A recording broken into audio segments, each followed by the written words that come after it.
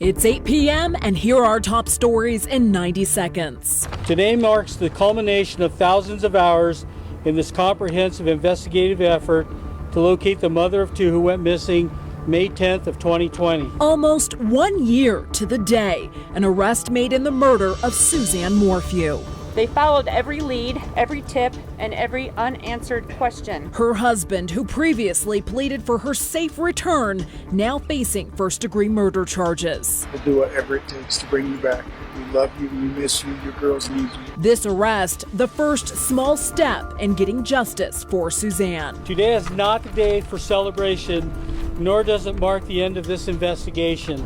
A Colorado family says they were kicked off a Southwest flight because of their son's disability. I called Southwest and told them that my son has sensory processing disorder and that he would keep his mask on and that he could, but he might occasionally struggle. Plus, kids now make up a quarter of new COVID cases reported in Colorado.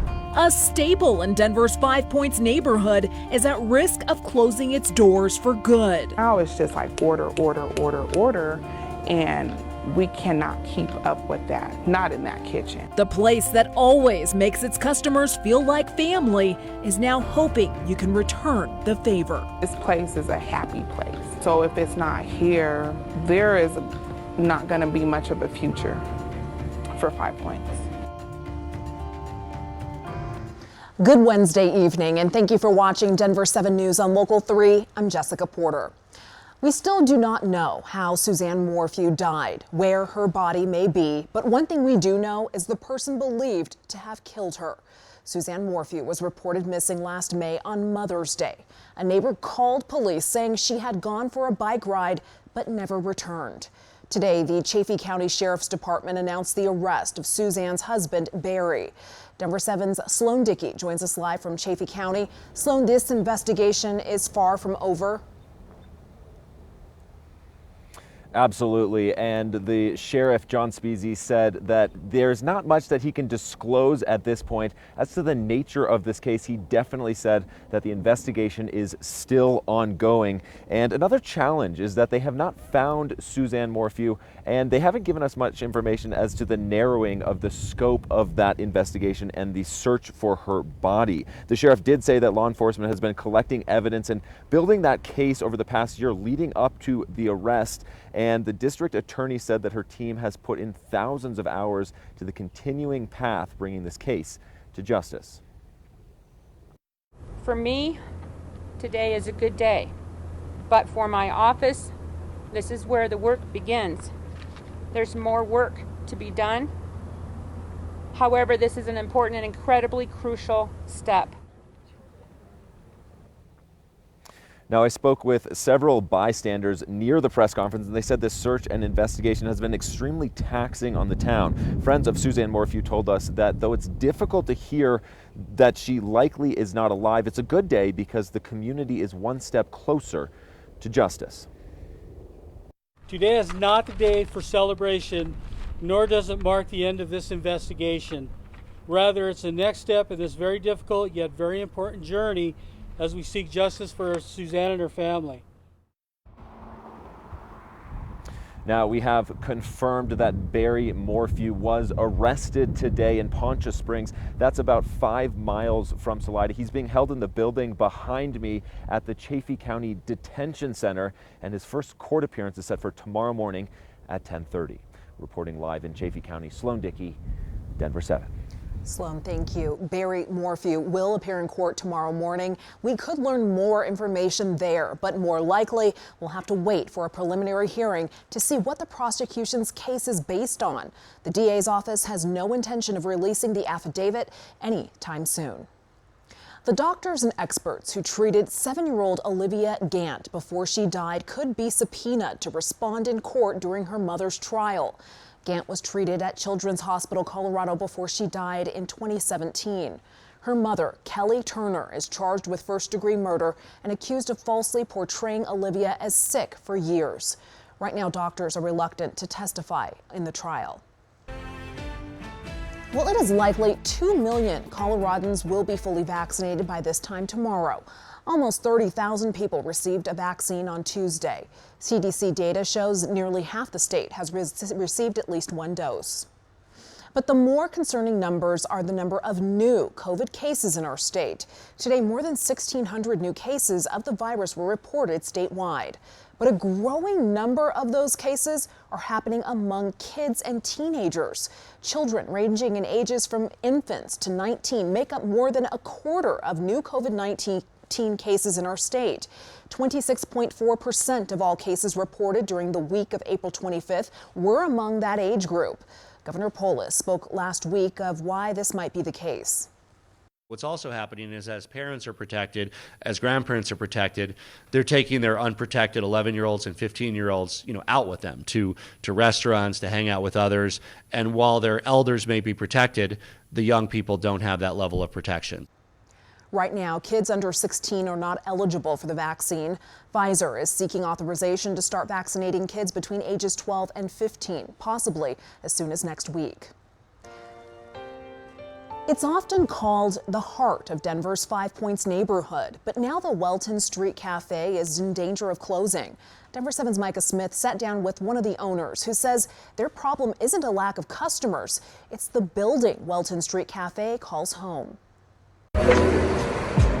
On a typical day in 5 Points, the smell of soul food drifting from Welton Street Cafe's kitchen brings in lines of customers craving a flavorful bite. We've been Welton Street Cafe approaching 22 years. Co-owner and the face of Welton Street Cafe, Fatima Dickerson, says the restaurant has survived gentrification, gang violence, and even a global pandemic. It hasn't been easy. Now we're gonna get into this fried pork chop. But despite nationwide popularity, our Food Network show premiered March 6th. In December, we had a Coca-Cola commercial come out. Issues with the restaurant's building are threatening to shut this community gathering place down. Welton Street Cafe will be in jeopardy of closing its doors at the drop of a dime. Fatima says their biggest issue is their HVAC system not functioning properly. On a hot day, Fatima says the kitchen reaches over 100 degrees, making it too hot to cook and impossible to remain open. But Fatima says there are other issues as well. The plumbing here is a headache. Our elevator currently is not working. That's like another $3,000 repair. We've been using this kitchen, the same kitchen, since 1999. Now it's just like order, and we cannot keep up with that, not in that kitchen. It's like, okay, now we're at $50,000 basically. Fatima says the owners of the restaurant do not own the building where they're located, but they're hoping to help raise money to complete the necessary repairs. We feel like the money may be an issue. Why these repairs are delayed. The reality is, how can we help them help us immediately? I'm 33, and so much of my life, this is my life. I have a rotating selfie board that tells a happy story. The Black community always needs happy stories. This place is a happy place. So if it's not here, there is not gonna be much of a future for 5 Points in terms of legacy, in terms of a Black presence, in terms of a familiar face. Fatima says Welton Street Cafe feeds this community, not just physically, but socially, emotionally, and soulfully. She says they hope to raise enough money to keep the cooks in the kitchen and to continue feeding the community during a time when Black-owned businesses desperately need to survive. Micah Smith, Denver7. And Fatima says they would ultimately like to own their own building on Welton Street, but for now, they just want to keep their current place open, and that's where you can help. If you would like to donate to Welton Street Cafe, we've set up a Denver7 Gives Fund to help keep this community staple. Just head over to the Denver7 Gives page of denverchannel.com and select Save the Welton Street Cafe in the drop-down menu. Today is Cinco de Mayo, and many often mistake Cinco de Mayo for Mexico's Independence Day. That's in September, though. Today commemorates Mexican troops defeating the French in 1862. And historians say it's closely tied to the American Civil War. In fact, Colorado would be much different had Mexico not won. Eric Caprio with History Colorado told our Ann Trujillo the French troops were led by Napoleon III, who was a sympathizer of the U.S. Confederacy. Had the Battle of Puebla turned out differently, that could potentially have changed the tide of the Civil War, and we could be living in a very different context today, with, France as a southern partner. I think one thing that's important to remember is that just less than 15 years prior to this battle, this part of the country that many of us are living in, particularly myself here in Alamosa in southern Colorado, was part of Mexico. And so, we've got a shared history and a shared, connection. So when you're out celebrating Cinco de Mayo, keep in mind it's a moment in history we can all take pride in. I felt some type of relief. I'm not going to say that I felt good because I don't feel good. Mixed emotions for a grieving father after an arrest made in connection to his infant daughter's death. Justice for Gigi stands on a lot more than just justice. We're trying to stop this from happening to any child. Tonight, how he's trying to keep his daughter's memory alive and prevent this from happening to anyone else. Still a bit cool today, but the showers are over for a while and a big warm-up is on the way. Plus, the first migrant families separated under a Trump administration policy are reunited again. Does it feel like a dream? Yes, it End of a nightmare? Yes.